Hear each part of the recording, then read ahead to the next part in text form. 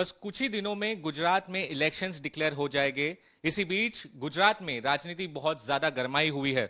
लगातार prime minister Narendra Modi के खिलाफ आम आदमी पार्टी द्वारा अपशब्द का इस्तेमाल किया जाता है और गोपाल इटालिया के कई सारे वीडियोस भी सामने आ रहे हैं।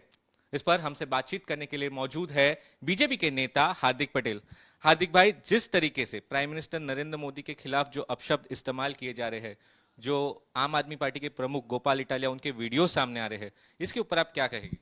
देखिए, राजनीति जिस हद तक गिराने का प्रयास आम आदमी पार्टी और कांग्रेस के नेताओं ने किया है, उससे एक बात साबित हो गई है कि गुजरात की जनता जब अस्मिता और गौरव की बात आती है तब सिर्फ और सिर्फ भारतीय जनता पार्टी के साथ खड़ी रहती है। आम आदमी पार्टी के एक मंत्री ने जब दिल्ली में ये कहा कि हम ब्रह्मा विष्णु महेश को भगवान मानने से इनकार करते हैं, और जब उसी आम आदमी पार्टी के एक नेता ने कहा कि नरेंद्र भाई ऐसे है, उनकी माता पर गाली दी गई, हमारे साधु संतों के मंच पर गाली दी गई, तो एक बात साबित हो गई है कि वो लोग गुजरात में अपनी जमीन कहीं पर भी मजबूत नहीं कर रहे। इसी कारण बोखलाहट में ऐसा बयानबाजी वो पूरे गुजरात भर के विविध जिलों में, दिल्ली में जाके कर रहे हैं। मेरा ये स्पष्ट रूप से मानना है कि ऐसी बयानबाजियों को कभी भी कोई जगह नहीं देनी चाहिए और ऐसी बयानबाजी के खिलाफ सख्त कार्यवाही होनी ही चाहिए, क्योंकि देश के प्रधानमंत्री एक संवैधानिक पद पर बैठे हैं और उनकी माता की उम्र 100 साल से भी अधिक है। तो ऐसी बयानबाजी कभी एक हिंदू बच्चे को, किसी भी सनातनी बच्चे को कभी शोभा नहीं देती। हार्दिक भाई, वीडियोस और भी सामने आ रहे हैं जहां पे हिंदू विरोधी वीडियो है। अब तो एक वीडियो सामने आया जहां पर प्राइम मिनिस्टर नरेंद्र मोदी जब अपनी माता को मिलने जाते हैं, उस पर भी उन्होंने सवाल उठाए हैं। इस पर क्या कहेंगे? एक बच्चे के लिए उसकी माता इतनी महत्वपूर्ण होती है, चाहे उसकी माता की उम्र कितने भी हो या बच्चे की उम्र कितनी भी हो।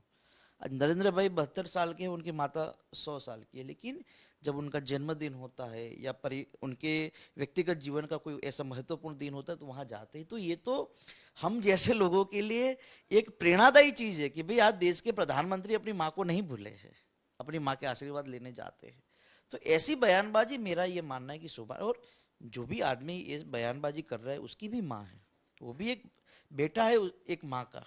तो मेरा ये मानना है कि राजनीति में चमकने के लिए या राजनीति में अपनी जगह बनाने के लिए ऐसी बयानबाजी कभी लंबे समय तक नहीं चलती। हार्दिक भाई, क्या आप डिमांड करेंगे कि ऐसे इंसान के खिलाफ कोई कार्रवाई की जाए, रेजिग्नेशन लिया जाए? क्योंकि इस पर मैं आपको ये भी कहूँ कि आम आदमी पार्टी खुलकर उसका बचाव कर रही है गोपाल इटालिया का। वो कह रही है कोई रेजिग्नेशन नहीं, कोई अपोलॉजी नहीं। कभी कभी ये होता है कि गुस्से में कोई बयानबाजी अगर हो जाती है तो कोई आदमी माफी भी मांग लेता है, लेकिन जब कोई आप माफी नहीं मांगते तो उसका मतलब है कि आप चित्र में बने रहने के लिए जानबूझकर ऐसी बयानबाजी करते हैं।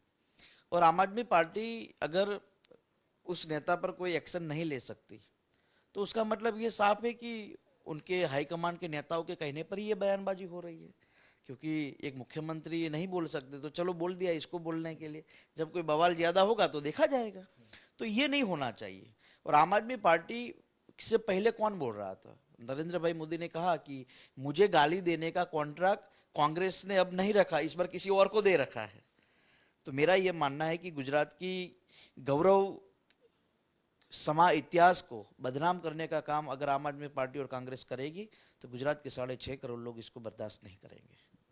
हार्दिक भाई, अब इस पूरे मुद्दे को अलग दिशा में लिया जा रहा है। वो ऐसा बता रहे हैं कि बीजेपी पाटीदार के खिलाफ है।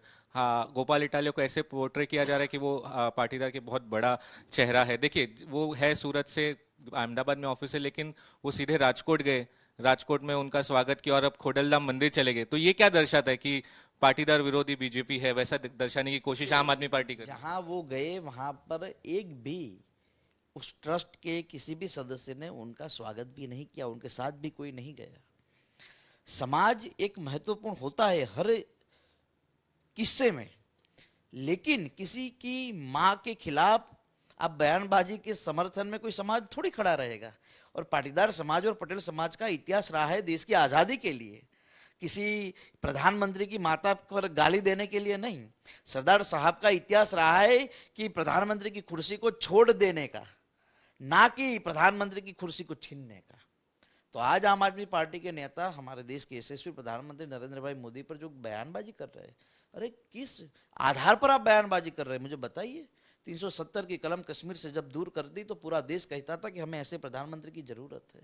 जब राम मंदिर का मुद्दा सालों से कोई हटा नहीं पा रहा था, नरेंद्र भाई मोदी ने प्रयास किया, सुप्रीम कोर्ट का आदेश आया और कहा कि आप राम मंदिर वहीं बनाइए।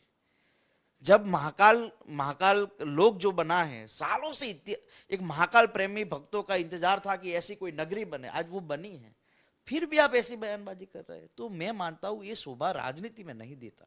क्या आपको लगता है कि गुजरात की जनता आम आदमी पार्टी को बिल्कुल एक्सेप्ट नहीं करेगी, उनका परफॉर्मेंस? सर्वे तो नहीं दिखा रहा, कई सारे सर्वे आ गए, 1 सीट से ज्यादा तो किसी सर्वे ने नहीं बताया, 2 सीट से ज्यादा किसी सर्वे ने नहीं बताया। और कहने की बात यह है कि कोई भी सर्वे जब आता है तो सर्वे के आधार पर ही वो बौखलाहट में आ गए हैं, क्योंकि सर्वे बता रहा है कि गुजरात में आज तक का न हुआ हो ऐसा विजय भारतीय जनता पार्टी का होने वाला है।